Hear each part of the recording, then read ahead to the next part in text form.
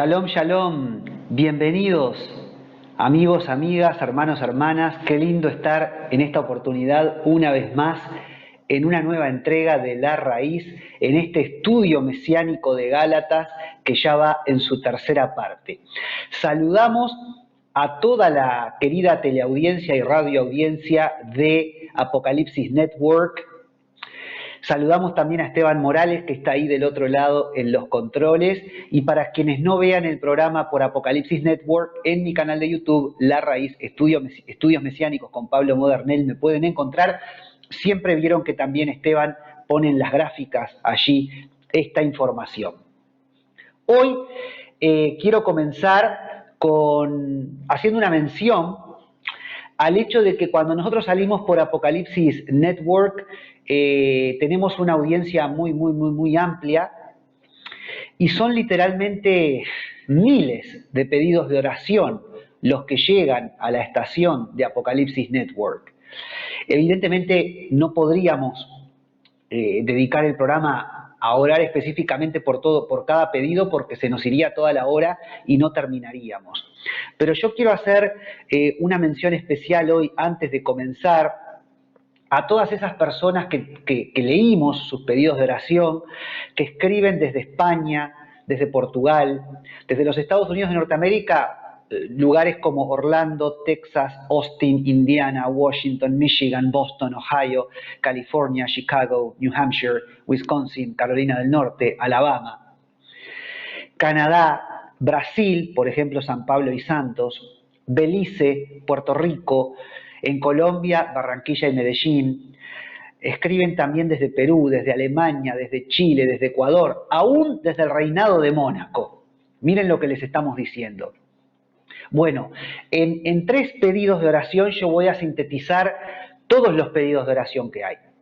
Por ejemplo, Leonor, que tiene ataques epilépticos severos, Yasmín de Orocovis, que tiene cáncer de páncreas, y Minerva y sus hijos que están apartados. Minerva de Argentina pide por sus hijos que están apartados.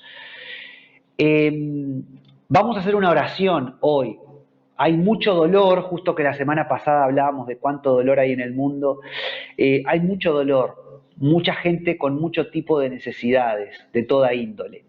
Así que en el nombre de Jesús de Nazaret, en el nombre de Yeshua HaMashiach, Jesús el Mesías, oramos, Padre, en esta hora, para que tú, que eres Padre bueno, pongas tu mano sobre cada una de las necesidades de nuestros amados hermanos que se contactan y que piden oración por estos diferentes asuntos. Te pedimos, Señor, en estas 3 personas en manera particular, pero en ellos sintetizamos la oración que tantos están clamando. Leonor, por esos ataques epilépticos severos, que tú pongas tu mano, Señor, que tú, que eres el Dios sanador, Adonai Rafa, el Señor mi sanador, pongas tu mano sobre Leonor. También te pedimos que hagas el milagro en la vida de Yasmín de Orocovis, que tiene nada más y nada menos que cáncer de páncreas. Tú eres el Dios sanador. Si tú quieres, puedes sanarla. Si tú quieres, puedes tocarla. Si tú quieres, puedes sanar a nuestra hermana Yasmín de Orocovis. Y también, Señor amado, para los hijos apartados de Minerva en Argentina. Ten misericordia, Señor. Que la oración y la entrega de la madre finalmente den fruto en la vida de estos hijos. Sabemos, Señor amado, que la oración no vuelve vacía, y sabemos que tú no eres deudor de nadie. Sabemos que los hijos de los justos reciben bendición, así que esta madre, clamando por sus hijos, recibirá una bendición al ser bendecidos ellos. Lo creemos, Señor amado. Aun cuando Minerva no lo pudiera ver, aun cuando ella muriera, como ha sido el testimonio de algunas madres, que mueren sin ver la conversión de sus hijos, pero después de ellas muertas, los hijos se convierten. Así que, Señor, que Minerva pueda tener el privilegio de Yapa, te lo pedimos, de que sus hijos se conviertan y vuelvan al camino, viéndolo ella con sus propios ojos. Pero bueno, todas estas necesidades, todos estos pedidos ponemos en tus manos desde todas estas partes del mundo, Señor amado, que conforman la audiencia de Apocalipsis Network. Te pedimos, Señor, que tengas misericordia y que como Padre bueno pongas tu mano sobre tu amado pueblo. Adonai Rafa, el Señor mi sanador, como se dice en hebreo, pon tu mano y sana, sana, sana todas estas diferentes dolencias que hay, no solamente en lo físico, sino también en lo emocional y en lo espiritual. En el nombre de Yeshua HaMashiach lo pedimos y confiamos, Señor amado, que como ese nombre es nombre sobre todo nombre, tú nos darás la respuesta. También aprovecho, ya que estamos orando, para entregar el estudio del día de hoy, para que tú lo dirijas en esta carta a los Gálatas que estamos analizando. Sé tú, Señor amado, ministrando, hablándonos, alumbrándonos, Señor amado, para que podamos estar un poquito más cerca de ti cada día, hasta el día que nos toque partir o que tú vengas en las nubes del cielo a buscarnos y llevarnos contigo. Te amamos, Señor, te bendecimos la vida de Esteban también, que está siempre del otro lado en los controles, y Esteban es un agente fundamental en que todas estas transmisiones salgan, no solo La Raíz, sino todos los demás programas que salen por Apocalipsis Network Latinoamérica y para otras partes del mundo también. Tu misericordia, tu amor, tu gracia sobre la vida de Esteban, que bueno, que está dispuesto ahí prácticamente las 24 horas del día al pie del cañón, como decimos en Uruguay, para servirte, Señor. Así que bueno, gracias, Señor amado, porque lo has bendecido, pero pedimos que lo bendigas más y que tú alumbres su vida, Señor amado, cada día más. En el nombre de Jesús pedimos todo esto, te damos gracias. Amén. Bueno, muy bien, amados. Estamos haciendo ya la tercera parte entonces del estudio de la carta del apóstol Pablo a los Gálatas. Hay un tema fundamental en la carta, por supuesto que está todo el tema de los pactos y la ley, el pacto con Moisés que caducó, aunque la ley no caducó, pero sí los pactos. Está todo el tema, el concepto de la ley y la gracia en el sentido de estos grupos judaizantes que había ya en tiempos del apóstol Pablo y que un poco traían confusión, porque después lo vamos a ver, pero bueno, después de, ¿cómo es posible, dice Pablo, después de haber encontrado libertad en Jesús, otra vez se están atando a cosas como no comas, no tomes, guardan los días, guardan las fiestas? No está claro si cuando Pablo habla de guardar los días y guardar las fiestas se refiere específicamente a las fiestas, a los días solemnes mandatados en la Torá, en el Tanaj, en el Antiguo Testamento, que Israel tiene que guardar, como son la Pascua o Pentecostés o tabernáculos, o si el apóstol Pablo se refiere con esos días a otro tipo de festividades que la tradición judía había agregado. Eso no está del todo claro. Pero aun cuando se refiriera específicamente a toda la parte litúrgica, la circuncisión también, y observar toda la liturgia y todos los rituales judaicos, aún algunos mandatados en el Tanaj, había todo un tema ahí, ¿no? Hasta dónde ir y hasta dónde no ir, hasta dónde, ahora que soy libre en Cristo, de todas maneras, al creer en el Dios de Israel, estoy obligado o estoy atado a seguir tal o cual tradición del judaísmo, tal o cual norma incluida en la Torá. ¿Por qué no me tengo que circuncidar, pero ya no es más necesario en la carne, porque la circuncisión es la del corazón, pero sí, sin embargo, tengo que observar los 10 mandamientos, no tengo que matar, no tengo que robar, tengo que adorar solo a un Señor, tengo que tener un día de reposo para el Señor? Bueno, es un tema complejo, ¿no? Obviamente, hay quien dice, no, la ley moral hay que seguirla guardando, la ley ritual ya no es necesario observarla más. Y en una manera muy diáfana, muy transparente, muy clara, hacen la división. Pero es un tema un tanto confuso, si se quiere, al punto de que esto sucede en tiempos del apóstol Pablo y 20 siglos después, hoy día, tenemos todavía y más ahora con este despertar hacia lo mesiánico que hay, con esta movida hacia lo mesiánico, el hecho de ir a la raíz hebrea, la raíz israelita, la raíz judía del Evangelio, hay también movimientos que hoy día se podrían categorizar como judaizantes. Y es un tema muy vigente hoy día también, en realidad.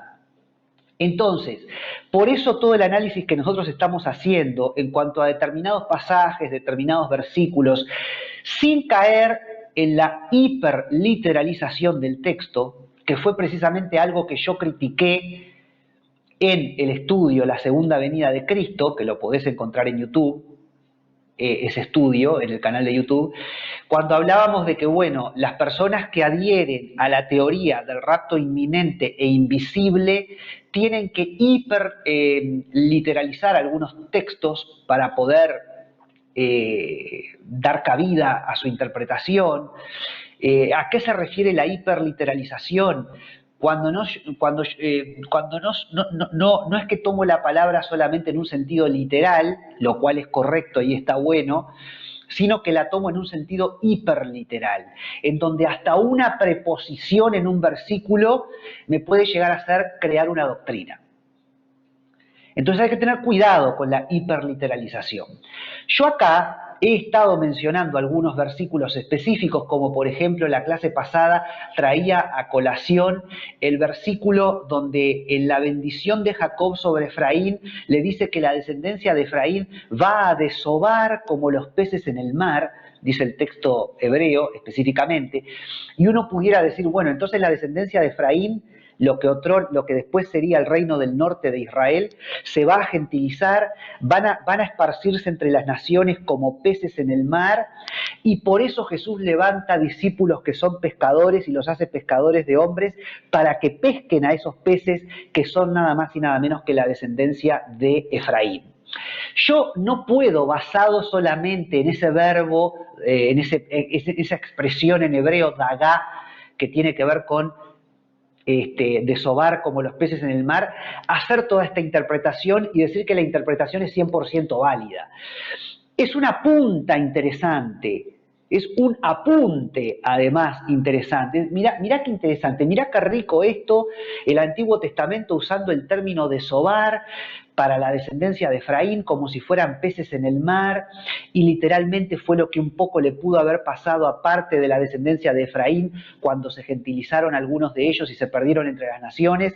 Y mirá si no es casualidad que el Señor Jesús haya levantado como discípulos, como apóstoles a pescadores, porque esos pescadores tienen la función de pescar peces, que es una referencia a decir, estamos pescando a la descendencia gentilizada de Israel, a los efraimitas. Es decir, es un apunte muy interesante, pero yo no puedo hacer una doctrina de esto, ni tampoco puedo ser dogmático con esa interpretación de ese vocablo, por ejemplo, desovar o reproducirse como peces en el mar. Del mismo modo, yo había hecho una referencia a la clase pasada a un texto en donde se le dice a Abraham que su descendencia va a ser como reyes, va a ser como muchas naciones, y lo mismo se le dice a Pablo, que él es llamado a predicar el evangelio a los reyes y a las naciones. Entonces voy a decir que entonces Pablo tiene que ir específicamente a predicarle a la descendencia de Abraham, dejando otro tipo de descendencia afuera. No, porque eso sería caer en una hiperliteralización del texto. Y lo mismo que yo critiqué en el estudio de la Segunda Venida de Cristo para llevar agua para mi molino, ahora no voy a caer yo en una hiperliteralización del texto. Entonces, yo cuando traje a colación estos textos no es para hacer una hiperliteralización, sino para observar que es muy interesante y que además estos textos vienen enganchados, por así decirlo, unidos a otros pasajes, a otro tema, que es mucho más amplio que solamente un vocablo en un versículo o un par de palabras o de términos específicos en algunos versículos de la Biblia con referencia a Abraham y con referencia a Pablo. Este tema de las dos casas de Israel está presente en el Antiguo Testamento. Aún después de las migraciones que hubo del reino del norte al reino del sur, por lo cual en el reino del sur ya quedaron contenidas las 12 tribus, pero aún así siguieron habiendo profetas que siguieron ministrando y hablando del reino del norte y el reino del sur. Así que no alcanza con las migraciones que hubo hacia el sur para decir que el tema quedó leudado y que el tema quedó saldado. No alcanza. En el Nuevo Testamento también vemos repetidas veces, y lo vamos a ver en este estudio específicamente, esto de la casa de el reino de Judá y el reino de Israel. Vemos, por ejemplo, cómo las cartas de los apóstoles son referenciadas a los hermanos que están en la dispersión, a los hermanos o a los expatriados de las 12 tribus en la dispersión. Vemos también en los evangelios cuando, por ejemplo, el Señor Jesús, y lo vamos a ver, el Señor Jesús dice que Él no vino sino a las ovejas perdidas de la casa de Israel. Y Él no dice a las ovejas perdidas de la casa de Judá, sino que usa el término Israel, por ejemplo. Vemos un texto donde el Señor le dice, por camino de gentiles no vayáis, sino id antes a las ovejas perdidas de la casa de Israel. Vemos, por ejemplo, que en la última cena el Señor levanta la copa y dice, esta es la sangre de la nueva alianza, y está haciendo una referencia a Jeremías 31:31, y esto lo podés encontrar en tu Biblia, porque está referenciado Jeremías 31:31 en la última cena, en todos los evangelios. Y Jeremías 31:31 dice que Él toma el palo de Judá y Él toma el palo de Efraín y los hace un solo palo en su mano y escribe su ley, la ley de Dios, en el corazón de lo que serían las dos casas, ¿verdad? He aquí vienen días, dice el Señor, en los cuales haré nuevo pacto de Israel y la casa de Judá, daré mi ley en su mente y la escribiré en su corazón. Y yo seré a ellos por Dios y ellos me serán por pueblo.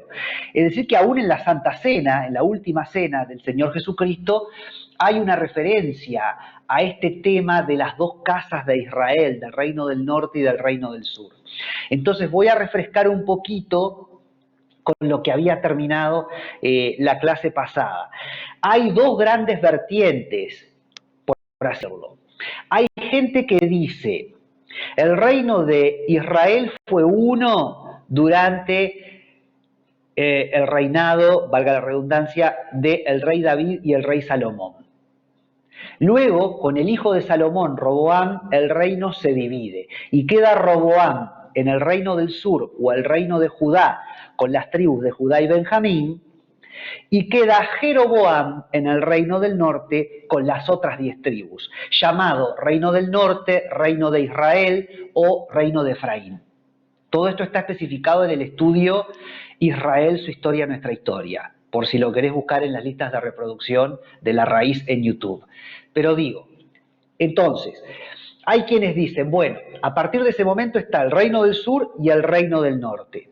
Como la promesa de que quienes iban a desovar como peces en el mar y volverse gentiles fue dada a Efraín, el reino del norte, y como en el correr de la historia, en efecto, el reino del norte cayó bajo la cautividad asiria en el año 722 a.C., fueron llevados hacia Nínive y otras partes y nunca más volvieron a su tierra, más allá de que algunos sí puedan haber permanecido en algunas comunidades y en su momento volver a Israel, pero en general no volvieron a su tierra. Entonces, esta gente dice, bueno, ahí están las 10 tribus perdidas de Israel. Ahí están las 10 tribus perdidas del norte. ¿Hubo migraciones hacia el sur antes de que el reino del norte cayera en cautiverio asirio? Sí, hubo migraciones. Por lo tanto, las 10 tribus del norte ya tienen sus representantes también en el reino del sur. Pero amén de eso, hay una genética en las 10 tribus del norte que en efecto se diluyó, se perdió entre las naciones a lo largo de los siglos, porque esa gente del reino del norte se empezó a juntar con gente que eran de otras nacionalidades, empezaron a tener hijos y el ADN del reino del norte se fue diluyendo, pero siguió estando presente en futuras generaciones que fueron generaciones de gentiles. Entonces ahí están las 10 tribus perdidas del norte. Y cuando Jesús viene y dice que Él viene a buscar a las ovejas perdidas de la casa de Israel, hay quienes interpretan que el mensaje de Jesús es para los judíos y también para ese reino del norte gentilizado. ¿Sí? Esa es una postura muy establecida, muy firme. Y esa postura, de alguna manera, dice que en realidad la iglesia también por la forma en la cual se dio la cristianización del mundo, toda la gente que fue, o mucha de la gente que fue aceptando el mensaje de salvación, era porque en realidad había en su sangre algún ancestro efraimita del reino del norte. Entonces, cuando le predicaban el mensaje de Jesús, el mensaje de que la sangre derramada del Cordero te salva, esa gente ya tenía en su genética, por cientos de años antes, algunos de sus ancestros, esta cuestión de el derramamiento de los sacrificios, el derramamiento de la sangre en los sacrificios de animales en el tabernáculo y el templo, en el desierto y luego en Israel. Entonces, esa cultura de los hebreos, esa cultura de los israelitas, esa cultura de los judíos, quedó impregnada en la genética y de alguna manera cuando van surgiendo las siguientes generaciones, eso en algún lugar está. Entonces, cuando a vos te predican el Evangelio, te pega de una manera que de pronto no le pega a aquella persona que no tiene esa ancestría. Yo no estoy diciendo que esto sea así, estoy diciendo que hay una línea interpretativa teológica que cree que esto es así. Entonces, esta gente lo que dice es, bueno, de modo tal que en realidad la mayoría de los que integran la iglesia seguramente sean descendientes del reino del norte gentilizado y también de judíos gentilizados, porque también hay mucho del reino del sur que también se gentilizó y no todo el reino del sur volvió a sus raíces judías, incluso no solamente después del cautiverio babilónico, año 522 a.C., sino después de la gran diáspora del año 70 después de Cristo, muchos judíos quedaron esparcidos, muchos de ellos conservaron su identidad y su cultura, pero otros no. Entonces, bueno, supuestamente muchos de los fieles de la iglesia cristiana a lo largo de estos 20 siglos pueden ser personas, casi todas las cuales tienen en su ADN el ADN de Abraham, el ADN de Jacob, el ADN de Efraín, el ADN de Judá, por así decirlo. ¿Sí? Son descendientes de las 12 tribus. Yo no estoy diciendo que esto sea así, no se puede ser dogmático en este sentido, y veo que la imagen se detiene, cualquier cosa, vos Esteban, avísame si hay algún problema con el sonido, etc.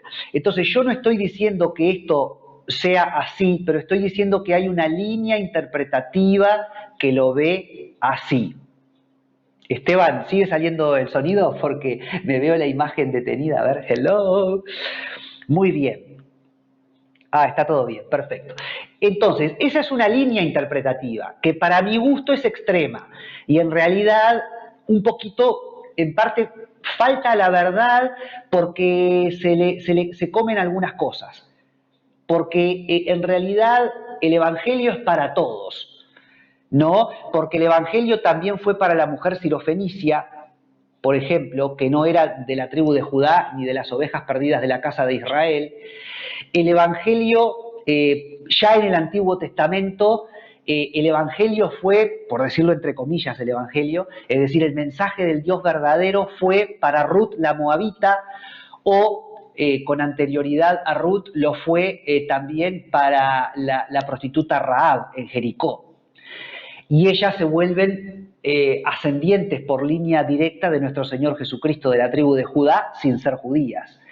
Entonces, no se puede ser tan dogmático, me parece, en cuanto a decir, bueno, toda la iglesia debiera de ser descendiente de Abraham o descendiente de Israel desde el punto de vista genético, desde el punto de vista de la carga genética. No se puede ser cerrado en ese sentido. Pero es atendible esa teología, porque además ellos dicen que, bueno, ¿qué va a pasar cuando el Señor Jesús vuelva en las nubes del cielo? Sabemos que ahí el Señor se lleva a la iglesia y también al pueblo judío, según lo que algunos creen, o aún los que crean que el pueblo judío todavía no va a ser llevado, después el pueblo judío se va a convertir y en definitiva la iglesia y el pueblo judío van a reinar con Jesús en el milenio desde Jerusalén sobre todo el planeta Tierra. ¿Y sobre quiénes van a gobernar? Sobre otro montón de gentiles. Entonces ya hay un montón de gentiles convertidos que pudieran ser la descendencia literal de Abraham, y en el milenio va a haber una evangelización de los otros gentiles. Como si yo te dijera que hay una progresión, un evangelio que es para los judíos primero, como dice la palabra, ¿no? Al judío primero y después al griego. Es decir, un evangelio que es para el judío y después es para el griego o el gentil. Pero podríamos categorizar diferentes clases de gentiles. Puede haber un judío gentilizado, puede haber un efraimita del reino del norte gentilizado, y puede haber una persona gentil que no tenga nada que ver con Israel, ¿sí? ADN-icamente, genéticamente. Y aún así, para todos es el Evangelio. Pero hay como una especie de progresión en el alcance de cómo el Evangelio se va extendiendo. Ahora, esa es una línea interpretativa. Hay otra línea interpretativa que dice, no, esto no tiene nada que ver, no hay tal cosa como 10 tribus perdidas del norte, ya lo expliqué la clase pasada y di los pasajes bíblicos, porque hay algunas instancias en la Biblia en donde la gente del norte se va al reino del sur y se integran, porque hubo comunidades que estaban esparcidas y eran del reino del norte y en su momento volvieron a Israel, incluso en el siglo XX.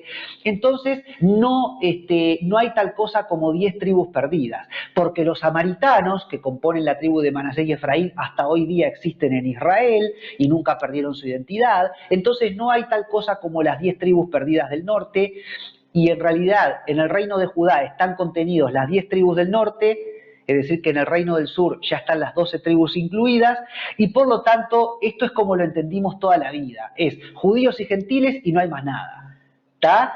Y cuando el Señor habla de ovejas perdidas de la casa de Israel, no se refiere a los del reino del norte o al reino de Israel propiamente dicho, así llamado, el reino del norte o reino de Israel, sino que se refiere a los judíos que se habían apartado de la Torá. Y después los gentiles son todos los demás, ¿está? Y el Evangelio es para todos. Y vamos a simplificar la cosa y vamos a decirlo así. Ahora, yo creo que esa postura es correcta, creo que esa postura también es verdad, pero creo que la otra también es verdad. Creo que, en definitiva, todos estamos de acuerdo en que el Evangelio es para todos. Más allá de cuál sea tu carga genética o tu carga de ADN. El Evangelio es para todos.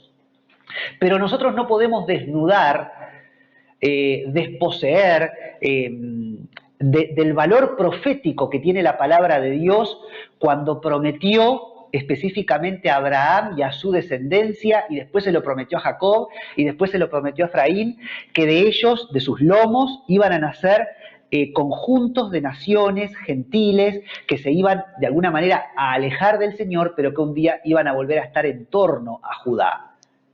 Y lo iban a volver a adorar, que es decir, iban a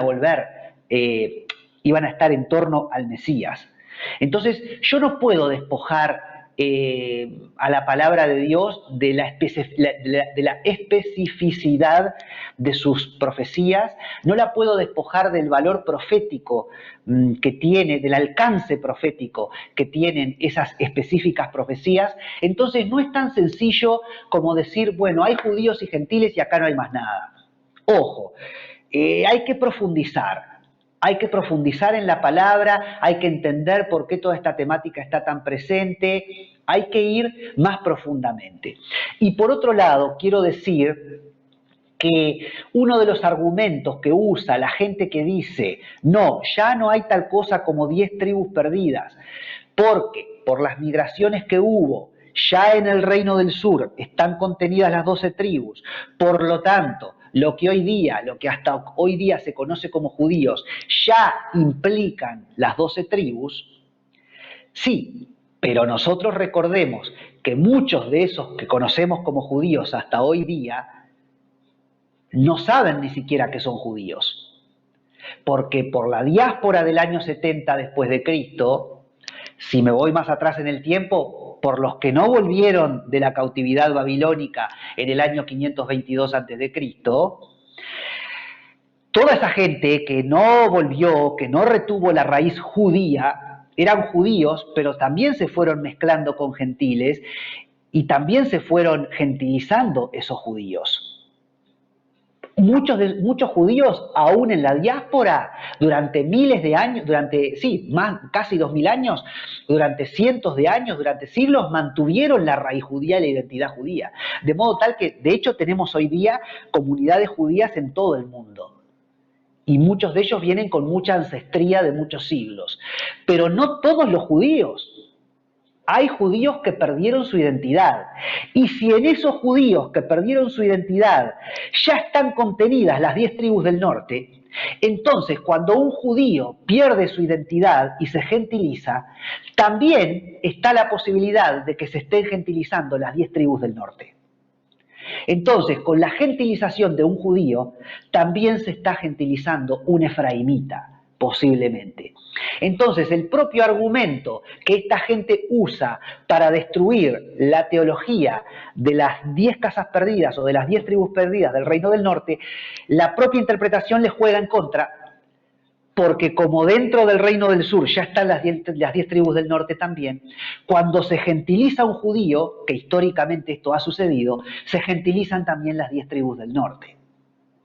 Y espero haber sido claro con esto.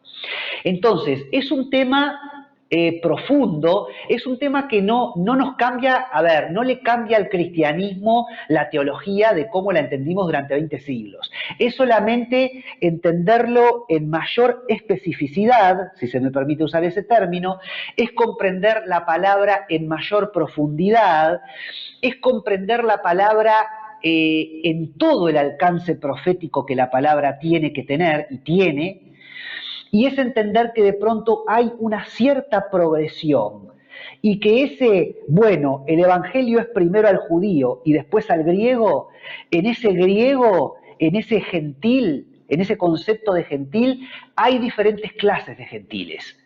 Hay judíos que se gentilizaron, hay efraimitas que se gentilizaron y hay gentiles. Que el evangelio es para todos los gentiles es lo más importante y en eso estamos todos de acuerdo. No hay ningún problema con eso. Por eso acá no podemos acusar a nadie de falsos maestros, de falsas teologías, de enemigos del mensaje del Evangelio o enemigos de la cruz. Por favor, somos todos hermanos, estamos todos en el mismo barco. Son diferentes énfasis en la interpretación que hacemos. Y en definitiva todos estamos de acuerdo en lo mismo. ¿Sí?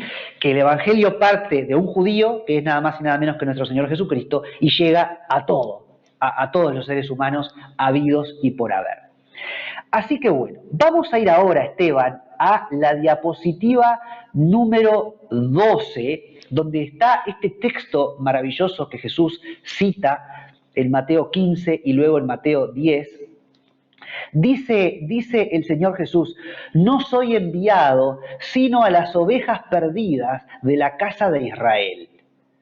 Es decir, que hay gente de la casa de Israel, pero que están perdidos, han perdido su identidad. Ahora, ¿a quién se refiere Jesús cuando dice las ovejas perdidas de la casa de Israel? Se refiere, usa el término Israel en forma genérica para referirse a los judíos que vivían en Jerusalén, en el desierto de Judea, los que eran propiamente dichos judíos y que habían perdido su identidad, o el Señor está siendo literal y no dice las ovejas perdidas de la casa de Judá, que es el reino del sur, Jerusalén, etc., sino dice las ovejas perdidas de la casa de Israel, porque Él está diciendo indirectamente acá, yo vine a buscar a los que otrora fueron parte del reino de Israel, el reino de Israel en su conjunto, pero que bueno, por haber estado en el reino del norte, el reino de Efraín, o también llamado el reino de Israel, perdieron su identidad. Y yo vine a recuperar esa gente. Es decir, que acá las ovejas perdidas de la casa de Israel es una referencia a gentil, pero no cualquier gentil, sino un gentil que tiene ancestría de las 10 tribus del norte. O de las 10 tribus del norte y de las 2 tribus del sur. No sabemos. Después, en otro momento, el Señor a los discípulos les dice, en Mateo 10, por camino de gentiles no vayáis, y en ciudad de samaritanos no entréis, sino id antes a las ovejas perdidas de la casa de Israel, nuevamente. Así que acá están las ovejas perdidas de la casa de Israel, que son un tipo de gentil, porque si sos una oveja perdida, ya no tenés la identidad. Como dijo Jesús a los judíos, ustedes tienen la Torá y la ley, y lo tienen a Moisés, que se lee en la sinagoga todas las semanas. Ustedes tienen a los maestros farisaicos. Ustedes ya tienen el remedio. Pero yo vine para los que están enfermos, no para los que están sanos. ¿Y quiénes son los que están enfermos? Los judíos que han perdido su identidad, que han dejado de ser judíos. Es decir, las ovejas perdidas de la casa de Israel. Pero también los que otrora fueron israelitas y hace siglos perdieron su identidad porque se fueron mezclando. Y ya no tienen ni idea que por su sangre corre el ADN de Abraham. Esos también son ovejas perdidas de la casa de Israel y a esos vine. Antes que a los samaritanos y a los gentiles. Es decir, que podría haber otra clase de gentil u otra clase sí, más allá de lo que pudieran ser las ovejas perdidas de la casa de Israel. Y podés venir a mí, Esteban, ahora.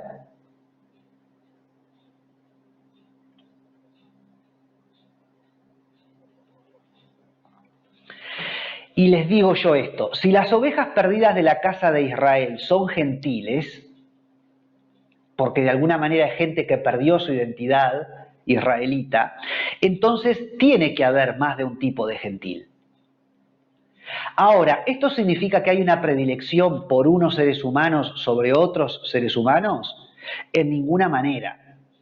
Esto significa que hay una superioridad adénica, y permítaseme inventar ese término, hay una superioridad adénica, hay una superioridad de sangre, hay una superioridad de etnia por ser descendiente de Israel, y cuando estoy diciendo Israel acá no me refiero a los efraimitas del norte, sino a todo, a los efraimitas y también al reino del sur. ¿Hay una superioridad por ser descendiente y por tener esa sangre? En ninguna manera.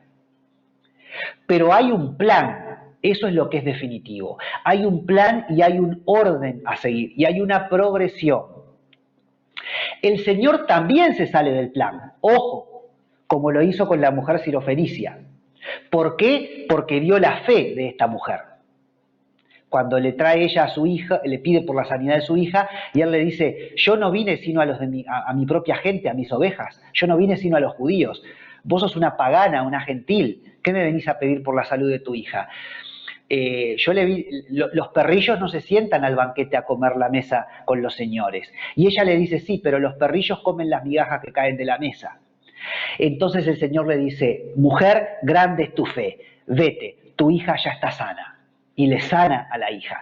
Es decir, que el Señor quiebra el plan. Y en este caso el Señor, que a los discípulos les dice en un pasaje, no vayan por camino de samaritanos, ni vayan a predicarle a los gentiles, sino solo predíquenle a las ovejas perdidas de la casa de Israel. Acá el Señor se sale del plan y le da la bendición a una samaritana, entre comillas en realidad, a una gentil, que era la mujer sirofenicia, ¿no? Una mujer sirofenicia, una pagana total. De repente no tenía ni una sola gota de sangre de Abraham. Ahora, ¿qué vio Jesús en esta mujer? Su fe. La mujer no se iba hasta que el Señor le diera la bendición. Hasta los perrillos comen de lo que cae de la mesa del banquete de sus señores. Entonces, cuando Dios vio la fe de esta mujer, Dios le dijo, tu fe te ha salvado. Como en tantas otras ocasiones, siempre el Señor decía, tu fe te ha sanado, tu fe te ha salvado. ¿Por qué? Porque Abraham creyó y le fue contado por justicia. Entonces, Abraham, antes que nada, es un hijo de Dios por fe. Ahí está la preponderancia de la fe por encima de lo que pueda ser el ADN que corra por tus venas. Lo importante es la fe, la fe. Entonces, ese es el gran mensaje, por supuesto. Por supuesto, y eso es lo fundamental. Entonces alguien me puede decir, bueno Pablo, pero si ese es el gran mensaje, y si acá el tema es la fe y la salvación por fe, ¿qué tanta historia y qué tanto entrevero con el reino del norte, con el reino del sur, y las ovejas perdidas de la casa de Israel, y las ovejas perdidas de la casa de Judá? Bueno, hermanos, lo que pasa es que acá estamos profundizando en la palabra. Estamos buceando en los misterios, en lo que es el contenido profundamente profético, el alcance profético de la palabra de Dios. No estamos acá haciendo un estudio para quien recién se convierte y lo que necesita entender y comprender es que el Señor es para todos. Estamos yendo mucho más adentro en la palabra de Dios. Es una cosa, permítaseme decirlo, mucho más rica, mucho más profunda, porque si no, cerrá y vamos. Si todo lo que necesitas saber es que por fe sos salvo, pero entonces ni vayas más a la iglesia, porque ¿para qué vas a ir a escuchar una predicación, un sermón de un pastor si ya todo lo sabes? Obvio que el gran mensaje es la salvación por fe. Obvio que el gran mensaje es seguir al Señor Jesucristo, tenerlo a Él en nuestro corazón y ya está. Porque mañana todos nos vamos a morir, hoy o mañana, y lo importante es que cuando muramos partamos con el Señor. Pero si es así, entonces ya nadie predica más. Entonces ya nadie enseña más. Entonces cerrá y vamos, quédate con lo que tenés y no leas ni nunca más la Biblia. ¿Para qué vas a seguir profundizando?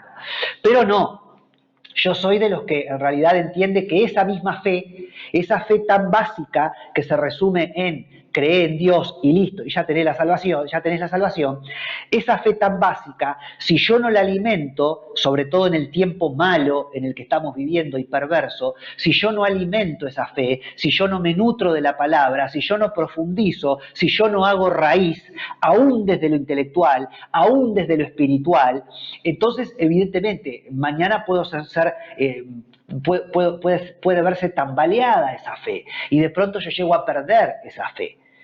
Entonces, para mantener mismo esa fe y ese concepto tan básico y tan ABC, necesito profundizar en la palabra. Pero además, cuando yo empiezo a profundizar en la palabra, yo empiezo a entender, mirá cómo era esto.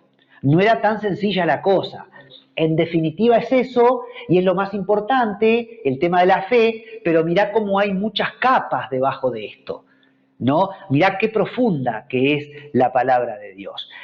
Entonces, quedémonos con el concepto de que el Mesías constituye el único camino, tanto para Israel, los judíos del otrora reino del sur y los efraimitas gentilizados del reino del norte, como para los gentiles propiamente dichos. Ese es el mensaje del Evangelio. Ese es su Gesed, no su gracia, su misericordia. Ese es su Shalom, su paz, ¿no? La gracia y la paz nos han alcanzado. El Gesed y el Shalom de Dios.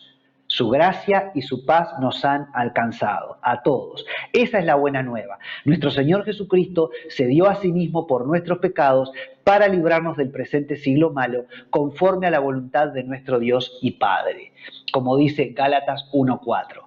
Pero ese concepto no significa que nosotros no podamos profundizar.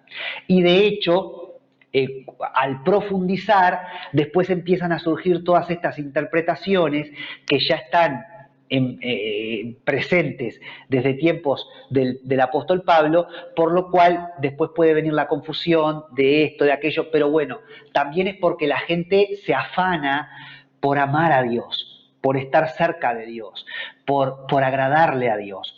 Yo, por ejemplo, creo que, yo en este momento estoy asistiendo nuevamente, me estoy congregando nuevamente con el apóstol Jorge Márquez, o al que no le quiera considerar apóstol, bueno, con el pastor Jorge Márquez, y evidentemente Jorge Márquez tiene un sesgo muy pronunciado de amor por el pueblo judío, y hace un año más o menos, él entró en esta visión, en este río glorioso mesiánico de aprender sobre las fiestas solemnes de Israel, ¿no?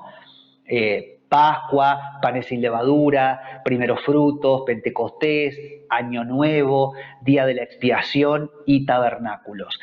Y yo ya escuché por ejemplo, la semana pasada tuvimos una preciosa celebración de tabernáculos o de Sukkot. Y yo ya escuché a algunas personas diciendo, ¿no?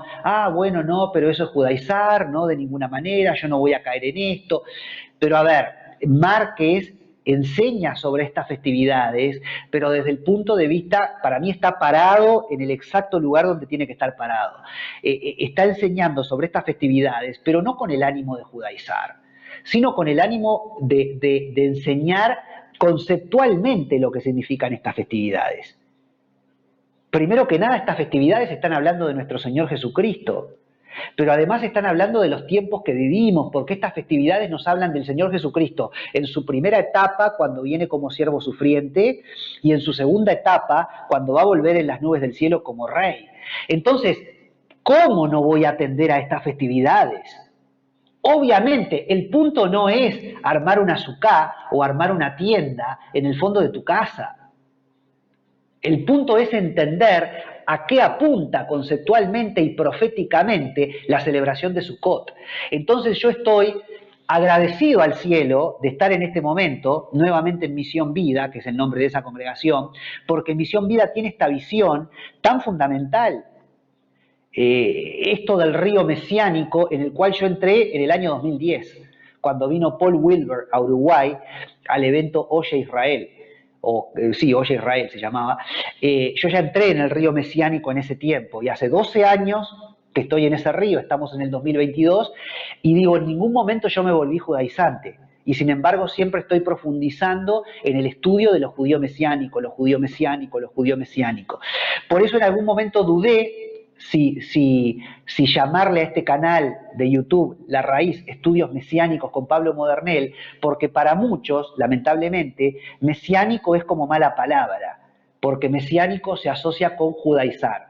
Pero bueno, como yo creo que los términos hay que usarlos como hay que usarlos, y los términos y las palabras significan lo que significan, y para mí mesiánico es cristiano, porque Mashiach en hebreo es Cristo en griego y es ungido y es lo mismo, entonces yo decidí dejarle a este canal el nombre Estudios Mesiánicos con Pablo Modernel, porque no me avergüenzo de estar en la línea mesiánica, aunque sí reconozco que hay muchos hermanos que están en la línea mesiánica como yo, pero que se van a un extremo, que se vuelven judaizantes y que por volverse judaizantes, para mi modo de ver, se enfrían en lo espiritual, entran en una serie de discusiones, peleas, en algo que no produce fruto, y muchos de ellos empiezan tirándole piedras a la Iglesia Católica, para después tirarle piedras a la Iglesia Evangélica, para después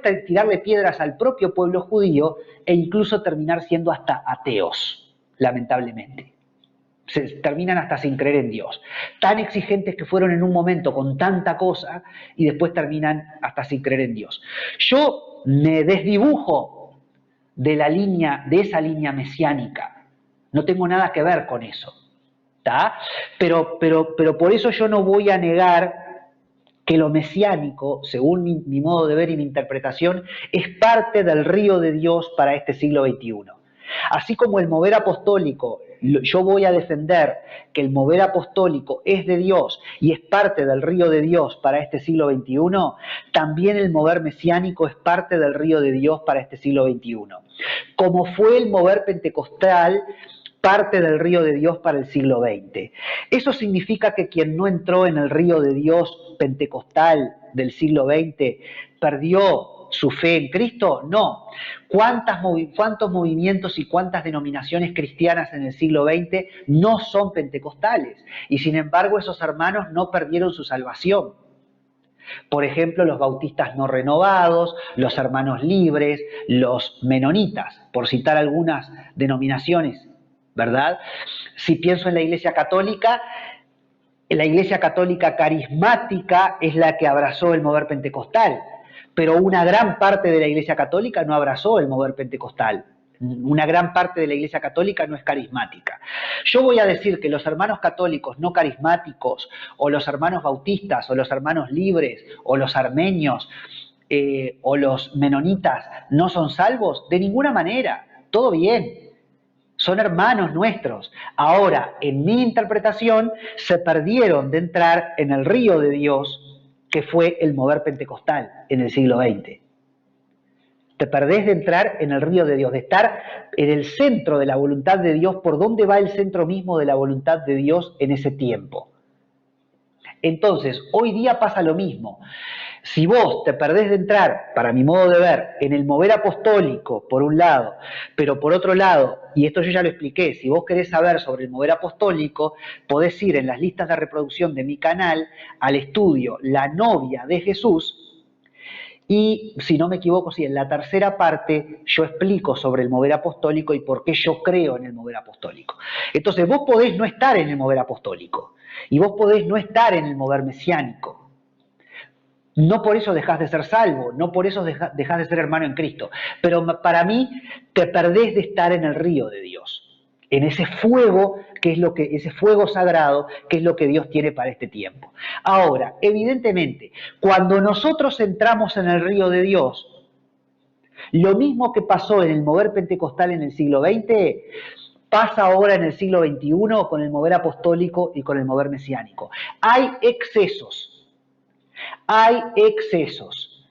Entonces, el mover pentecostal es de Dios, pero evidentemente hay gente que se va para el extremo del emocionalismo y que a todo lo llama mover del Espíritu Santo o hablar en lenguas, y en realidad de pronto están hablando de su propio corazón y no están hablando en lenguas. De pronto están moviéndose y se cree, ay, el Espíritu me está tocando, el Espíritu me está tocando, y capaz que el Espíritu te está tocando, o capaz que sos vos que en tu cabeza querés que el Espíritu te toque. Entonces hay excesos. Y vos entrás en una iglesia pentecostal y podés ver gente revolcándose por el piso y capaz que no entendés nada y te choca. Y como dice el apóstol Pablo, habla en lenguas en tu casa y en la iglesia mantén el orden, porque entra uno de afuera y los ve a todos revolcándose y piensan que están todos locos y sale corriendo. Entonces, lamentablemente hay excesos.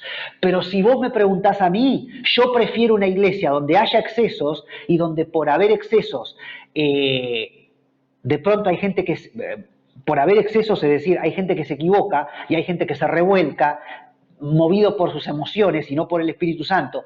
Pero en esa congregación está la manifestación pentecostal del poder de Dios, y yo prefiero estar en esa congregación, aunque a veces me dé vergüenza los excesos en los que algunos hermanos incurren, pero por lo menos estoy en el río de Dios y estoy encendido. Que estar en una iglesia en donde somos tan orgullosos y nos cuidamos tanto de ni siquiera levantar las manos, de ni siquiera hablar con la voz un poco por fuera del medio tono, que parece que entras a la congregación y parece que estás en un funeral en lugar de estar en una iglesia. A mí perdoname, pero déjame con los pentecostales.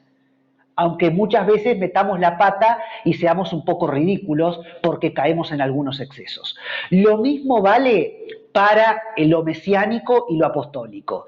Yo creo que hay excesos en el mover mesiánico, como por ejemplo esta gente que se va al extremo y empiezan a judaizar, pero yo no voy a dejar de predicar la raíz judía del Evangelio y no me voy a salir del río mesiánico de Dios pautado para el siglo XXI porque haya hermanos que se van a los excesos y después son mal testimonio para otros hermanos.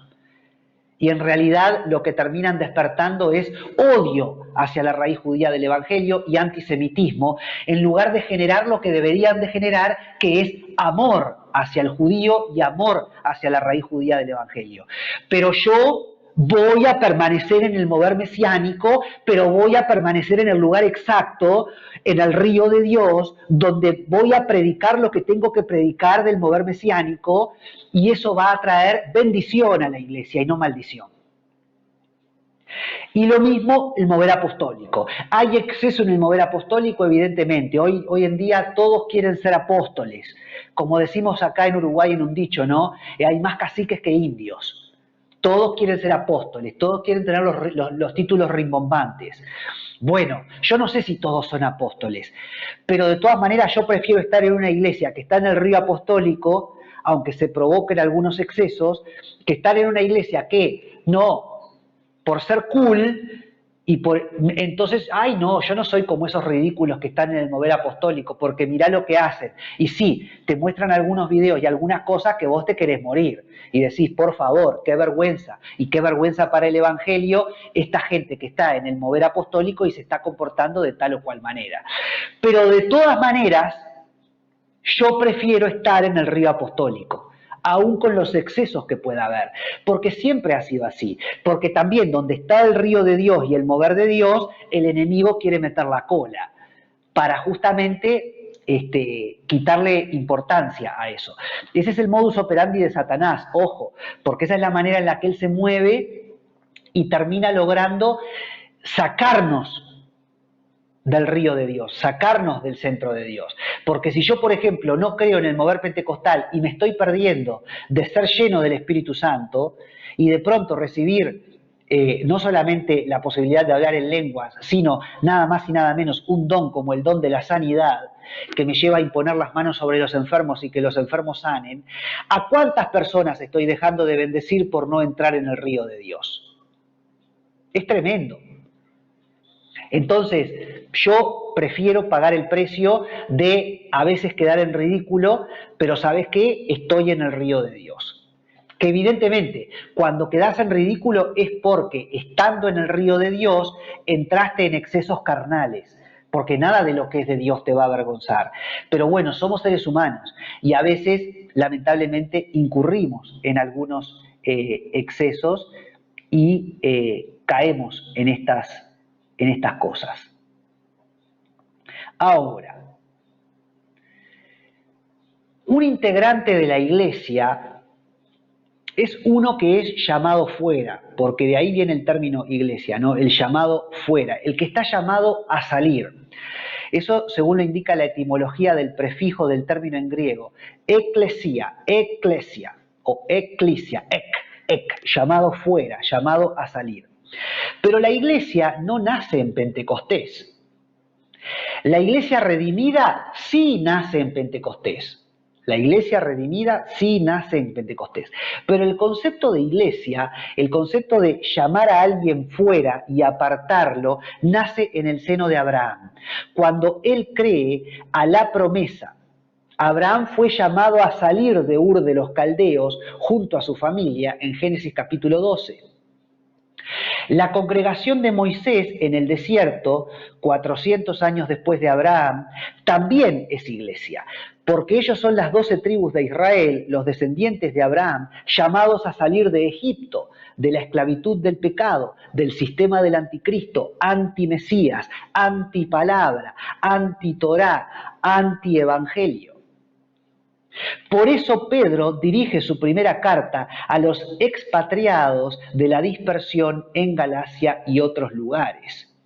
Esos expatriados, ex-israelitas o ex-judíos, pudiera interpretarse así, son iglesia. Y respecto a esto, quiero decir, y me voy a tomar acá una licencia lingüística, quiero decir que el término Galacia, amén de que en su origen griego y latino refiere a conceptos como fortaleza o fuerza, ¿sí? En hebreo hay un término muy similar que refiere a los exilados o a los expatriados precisamente. Y esto está en la diapositiva número 13, Esteban, diapositiva número 13, que dice, en la concordancia Strong 1546, ahí está escrito en hebreo Galut. Recuerden que el hebreo se lee al revés que el español.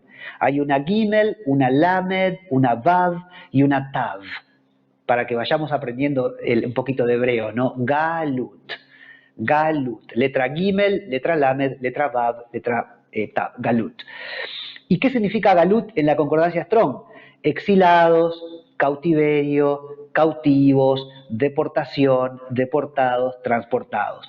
Miren qué lindo pensar que cuando Pablo escribe la carta a los Gálatas, está escribiendo una carta a los que están exilados, a los cautivos, a los transportados. Entonces yo podría decir, bueno, la carta a los Gálatas entonces es una carta para todo el reino del norte, que fue exilado, que fue transportado y que nunca volvió. Por ejemplo, podés volver a mí, Esteban.